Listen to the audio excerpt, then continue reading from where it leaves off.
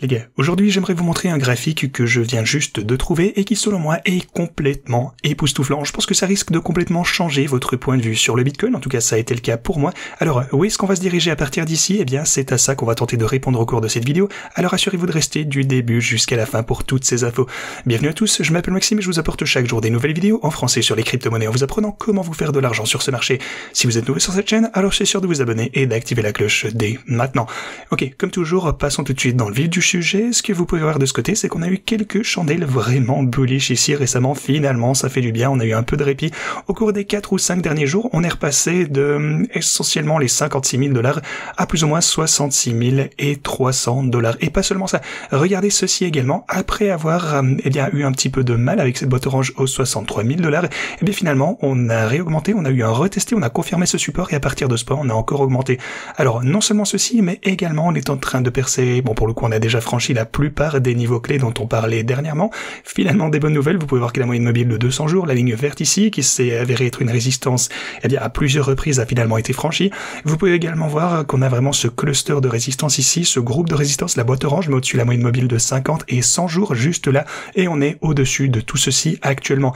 On est finalement sur le chemin du retour. En fait, vous pouvez voir comment, tout ceci a été un support tout au long de, sur l'intervalle journalier. En fait, ici, on a rechuté, ensuite, on a juste une reprise à la hausse à partir de ceci. On s'est fait donc supporter par les moyennes mobiles ainsi que la boîte orange. Donc, tout se passe pour le mieux ici. Belle récupération à la hausse du Bitcoin. Comme vous le savez, on s'attendait à une action latérale ainsi qu'à une hausse du Bitcoin vers la fin du mois de juillet. Et jusqu'à présent, bon, la fin juillet, on est en train tout doucement de s'en approcher. On est plus ou moins à la moitié ici, mais je devrais dire qu'on est en hausse de 4%. Finalement, on est revenu dans le positif. Donc, je pense que lorsqu'on va clôturer le mois de juillet, on devrait être à un prix un petit peu plus élevé par rapport à là où on se trouve actuellement. Mais voilà, encore une fois, lentement, mais sûrement à la hausse. On n'est pas pressé. De plus en plus d'actions haussières vont venir s'ajouter à tout ceci. De plus, si vous regardez la ligne de tendance qu'on a de ce côté, je vous ai parlé de ceci, la façon dont c'était extrêmement important. Vous pouvez voir qu'on l'a franchi. On a également retesté ceci et maintenant, on est en train de se diriger à la hausse, donc tout va bien de ce côté. Les marchés traditionnels ont atteint également un nouveau sommet historique hier, donc tout est fantastique de ce côté également. Tout va pour le mieux pour les marchés en général, en fait, sur le monde entier. Et une autre chose que j'aimerais vous montrer, c'est ce canal descendant, pour le coup, qu'on a eu sur l'intervalle journalier de la part du Bitcoin. Et bien, vous pouvez voir qu'on est redescendu jusqu'à ce point ici, et vous pouvez voir qu'à partir du moment, où on a touché cette ligne de tendance, en fait, le bottom de ce canal, on a réaugmenté de 24%. Ici, pour le coup, c'était en mars 2023, donc tout va bien. Encore une fois, de l'action latérale, on a un petit peu diminué vers le bord de ce canal ici, qui était légèrement descendant, mais c'est sur une longue période. Et puis, une fois qu'on a fait ceci, on a réaugmenté de 27% à ce moment-là. Donc, voyons voir, parce que également aussi on a touché le bord inférieur de ce canal juste ici, comme vous pouvez le voir, donc vous voyez où je veux en venir. Si jamais on pouvait avoir un rallye et voir de l'action similaire à ce qu'on a pu voir par le passé, on pourrait remonter potentiellement de 30%, ça se situerait cette fois aux 69-70 000 $ à peu près. Donc on va également garder un œil attentif sur tout ceci, mais plus important encore, il s'agit ici du DXY. L'indice du dollar, pourquoi est-ce important? En général, vous pouvez voir que lorsque ça descend fortement, on assiste à de gros rallyes de la part du Bitcoin et des actifs en général. Et regardez ça les gars, les marchés traditionnels, l'indice du dollar, le DXY, est en train de s'effondrer à partir de ce niveau clé. Vous avez vraiment la ligne rouge, le niveau de support ici, puis vous avez la boîte orange, donc on est en train potentiellement de perdre ce support. Si on continue de chuter, si on constate une chute libre, alors il est probable qu'il va continuer à la baisse à la mesure que le Bitcoin ainsi que les autres actifs qu'on qualifie de à risque sont en train d'augmenter. Donc voilà, tout ceci est extrêmement bullish pour les semaines à venir. Ok, ceci étant dit, j'aimerais maintenant vous parler de quelques éléments macro, on va dire, qui sont produits pour le Bitcoin.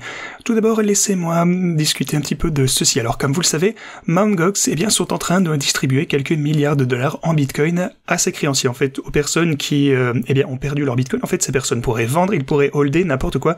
Mais le marché, a été dernièrement extrêmement effrayé par tout ceci parce que le marché pense qu'une grosse partie de ces personnes, en fait, tout ce qu'ils vont recevoir de la part de Mt. Gox, la majeure partie sera vendue. Mais j'aimerais vous montrer ceci, encore une fois, c'est vraiment ce graphe que j'ai trouvé vraiment incroyable. Tout au long de l'année 2023 jusqu'à présent, on a eu un équivalent de vente de 224 milliards de dollars en Bitcoin et pourtant, le prix a augmenté de 350%. Donc, si vous regardez, pour le coup, les données on-chain, en fait, on a déjà eu d'énormes quantités de Bitcoin qui ont été vendus. Pourquoi donc serait-il si important si Mt. Gox vendait, ou plutôt si ses créanciers vendaient tout, à savoir 3 milliards de dollars? Parce que, oui, c'est du Bitcoin. En fait, ça a été confirmé qu'ils l'enverraient à Kraken, qui est une plateforme d'échange américaine. Kraken a confirmé qu'ils allaient le redistribuer aux créanciers. Bon, heureusement, d'un côté, c'est une bonne nouvelle pour les personnes qui attendent depuis 10 ans. Donc voilà, au début de la semaine prochaine, on va avoir un tas de personnes qui vont peut-être vendre leur Bitcoin. Mais en fait, si vous prenez les choses dans leur ensemble, eh bien, je pense que les personnes prennent plutôt ceci de manière disproportionnée. Tout le monde a trop peur en ce qui concerne l'effet que ça pourrait avoir sur le marché. On en a déjà parlé ensemble. Avec le temps, je pense que de toute façon, tout ira bien, même si on doit avoir du drama au court terme. Et surtout, rappelez-vous d'un truc important, lorsque les gens qui reçoivent leur Bitcoin de Mt. Gox seront vendus, il n'y aura plus beaucoup vraiment de raisons d'avoir peur. En fait, on n'aura plus aucune raison d'avoir du FUD, et c'est pourquoi le Bitcoin connaît également un gros rallye en ce moment, parce que de plus en plus de FUD commencent à disparaître et les gens reprennent tout doucement foi en les cryptos. Et vous avez également la prime de Coinbase qui a atteint un sommet de 3 mois, ce qui signifie que dans tous les États-Unis sur Coinbase, eh bien, on voit actuellement énormément d'argent qui, eh bien, arrive sur Coinbase pour acheter du Bitcoin. Donc tout ceci est absolument fantastique. Vous savez, Coinbase, c'est surtout l'exchange des institutions. Et pas seulement ça, vous pouvez également voir qu'on a 422 millions de dollars qui ont été versés dans les ETF hier, ce qui représente des chiffres absolument insensés. Encore une fois, c'est vraiment une super nouvelle. Et pourtant, on craint que quelques milliards de dollars ne soient potentiellement vendus sur le marché au fil du temps. Je sais pas pourquoi ça fait aussi peur aux gens. En plus, on a parlé des effets. Et même s'il s'agit vraiment d'une grosse semaine de chute ou d'une semaine de quelques, je sais pas, peut-être d'actions latérales, de gros dumps, en fait, on verra bien. Évidemment, je pense que de toute façon, on réaugmentera après. Rappelez-vous aussi de ceci, la plupart des gens attendent cette baisse. Les gens attendent que le Bitcoin de Mt. Gox arrive sur le marché pour peut-être réacheter. Ça va être vendu, c'est sûr, on ne peut pas y échapper, mais lorsque ça se produit, eh bien, beaucoup de personnes attendent déjà un dip potentiel pour commencer à accumuler une fois encore. Donc, je pense qu'il est probable, en fait, que cette chute massive ne se produise pas. Et en fait, il y a juste trop de gens qui attendent ceci. Encore une fois, vous connaissez comment, eh bien, trader à l'encontre du marché.